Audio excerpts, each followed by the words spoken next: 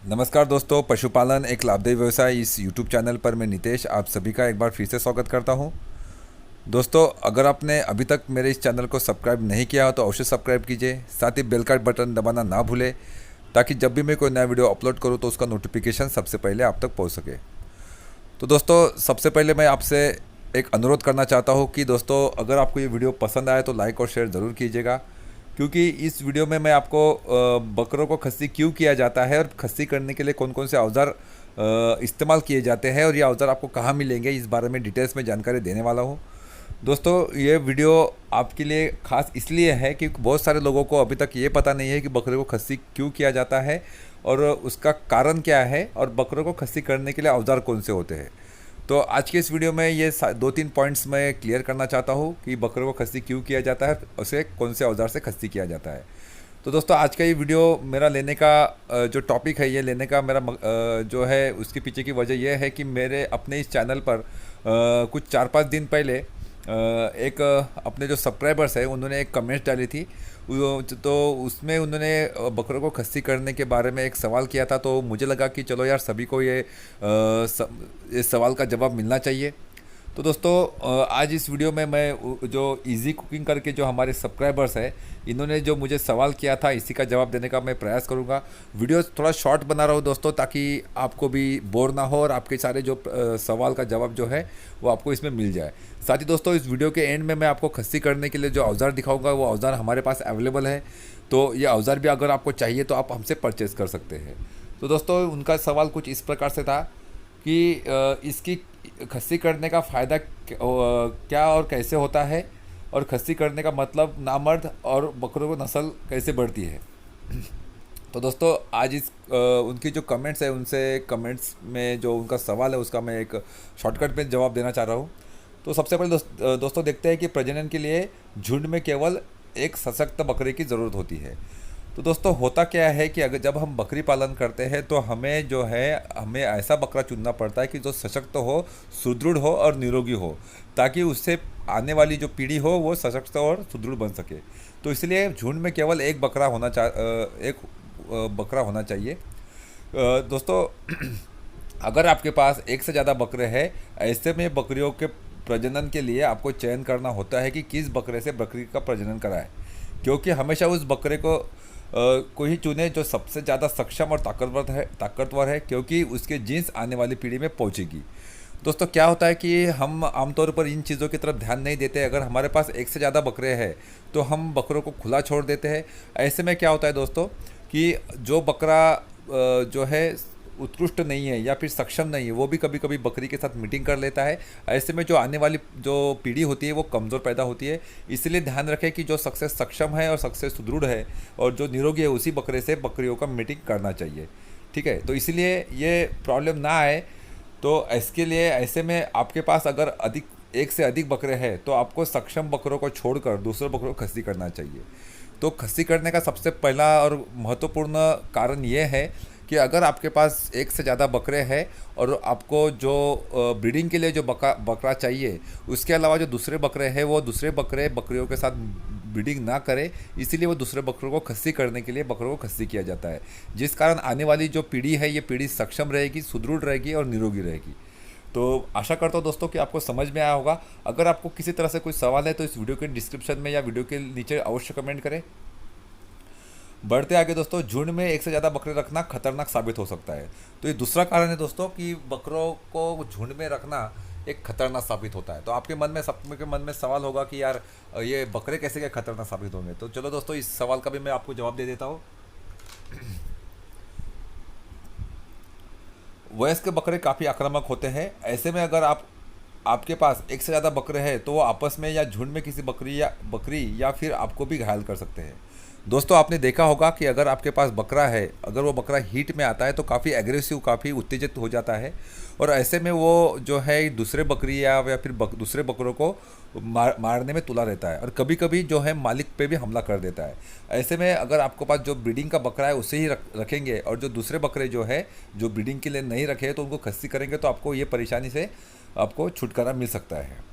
ठीक है, और लास्ट पॉइंट में दोस्तों बताने वाला हूँ वो है, बकरे को मोटा करने के लिए भी बकरों को खस्सी किया जाता है।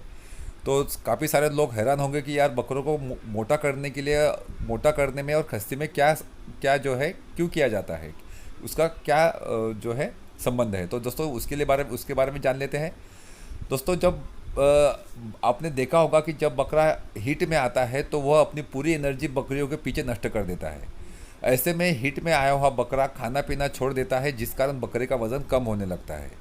बकरे को खस्सी करने के बाद बकरियों में कोई दिलचस्पी नहीं रहती और वो अपना पूरा ध्यान चरने में लगाता है, जिस कारण उसका वज़न तेज़ी से बढ़ने लगता है।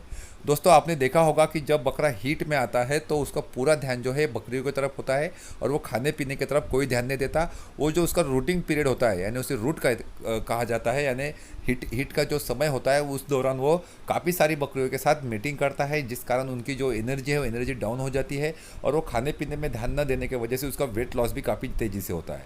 ऐसे में अगर आपका ब्रीडिंग का बकरा छोड़कर अगर दूसरे बकरों को आप खस्सी करेंगे तो उसका वेट जो है जल्दी जल्दी बढ़ेगा और आपको बाज़ार में उसकी अच्छी खासी कीमत भी मिलेगी।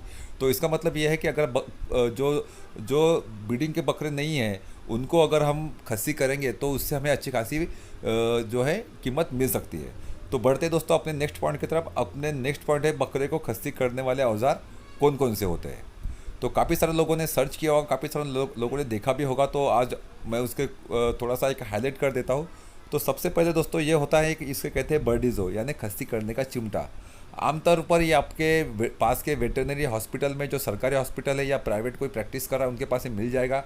लेकिन दोस्तों ध्यान रहे कि ये जो कैस्टेटर यानी जो खस्सी करने का चिमटा होगा वो कभी भी छोटा होना चाहिए, जो 9 इंच वाला होना चाहिए बकरियों के लिए और बकरों के लिए। क्योंकि बहुत बार ऐसा होता है कि हम हमारे नज़दीकी पशु चिकित्सालय में जाते हैं, उनके पास छोटे चिमटे नहीं होते, वो बड़े चिमटों से बकरियों को खस्सी करते हैं। ऐसे में बकरियों की खस्सीकरण की प्रक्रिया ये अच्छी तरह से नहीं होती, उसमें कुछ उससे अच्छी तरह से नस दबी नहीं जाती, क्योंकि जो बड़े चिमटे होते हैं आमतौर पर जो बड़े जानवर होते हैं जैसे घोड़ा हो गया, सांड हो गया, उनके लिए होता है, जो बकरियों के लिए मुनासिब नहीं होता।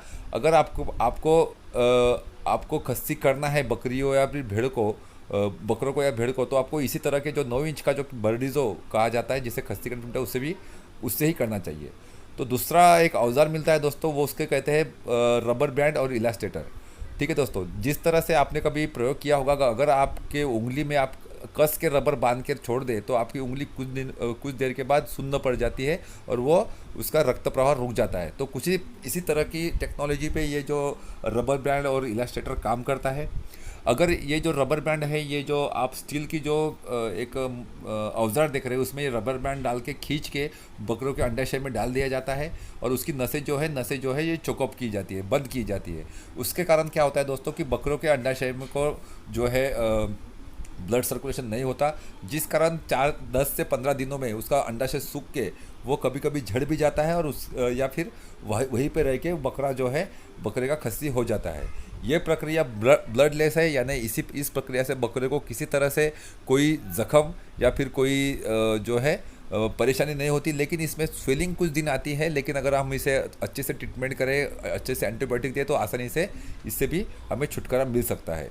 तो ये 2 प्रकार से दोस्तों मैं आपको रिकमेंड करूंगा। तीसरा प्रकार काफ़ी जालिम है, वो प्रकार मैं आपको नहीं बताऊंगा, जिसमें बकरों के जो है अंडाशय काट के निकाला जाता है। वो अभी टोटली बंद किया गया है। अगर कोई करता है तो मैं सबसे दरख्वास्त करूंगा कि ये जो है ये ट्रीटमेंट ना करे, क्योंकि दोस्तों ये जो अंडाशय को काट के, ब्लेड से काट के अंडाशय बाहर निकालना, ये काफ़ी दर्द भरी प्रक्रिया है। इसमें बकरे को काफ़ी तकलीफ होती है। अगर वो उस जख्म में कोई इन्फेक्शन हो गया तो बकरा की मौत भी हो सकती है। तो इसलिए दोस्तों कोई भी आप ज़्यादा से ज़्यादा ये 2 प्रक्रिया कीजिए जिसमें मैंने आपको बताया, तो चिमटी वाली पद्धत या दूसरी रबर बैंड वाली पद्धत। तो दोस्तों आप सभी के मन में सवाल होगा कि यार हमें तो करना है और कैसे किया जाता है। तो इसके बारे में भी मैंने मेरे वेबसाइट में काफ़ी सारी जानकारी दी है, वीडियो भी मेरे काफ़ी अवेलेबल है, आप उस वीडियो से भी देख सकते हो। अगर आपको ये औजार चाहिए तो मेरा जो है मेरे वेबसाइट में मैंने मेरे पूरी डिटेल्स दी है कि आपको औजार कैसे मिलना है, आपको कैसे ऑर्डर करना है। तो इस वेबसाइट की लिंक दोस्तों मैं इस वीडियो के डिस्क्रिप्शन में, साथ ही कमेंट सेक्शन में भी दे रहा हूँ। अगर आपको नोट डाउन करना है तो आप नोट डाउन भी कर सकते हैं। मेरे वेबसाइट का एड्रेस दोस्तों कुछ इस प्रकार से है। आपको आपके ब्राउज़र पे जाके www.goatfarming.000 टाइप करना है। जैसे ही ये वेबसाइट आएगी तो उसमें आपको ढूंढना टूल्स और औजारों में जाएंगे तो आपको ये बर्डीज़ो इसके और ये कैस्टेटर, इसकी सबकी जानकारी मिलेगी। साथ ही हमारे पास कुछ आधुनिक औजार भी आएगी जो बकरी पालन में काफ़ी उपयोगी साबित होते हैं, तो वो औजार भी आपको उसमें पूरी लिस्ट मिल जाएगी। इस वेबसाइट की लिंक दोस्तों मैं इस वीडियो के डिस्क्रिप्शन में दे रहा हूँ, साथ ही कमेंट सेक्शन में भी दे रहा हूँ। आशा करता हूँ दोस्तों कि आपको ये वीडियो पसंद आया होगा। अगर आपको ये वीडियो पसंद आया तो लाइक और शेयर ज़रूर कीजिएगा दोस्तों, ताकि दूसरों को भी इसकी मदद मिले। तो चलिए दोस्तों, मिलेंगे नए वीडियो के साथ, तब तक के लिए आज्ञा दें। धन्यवाद।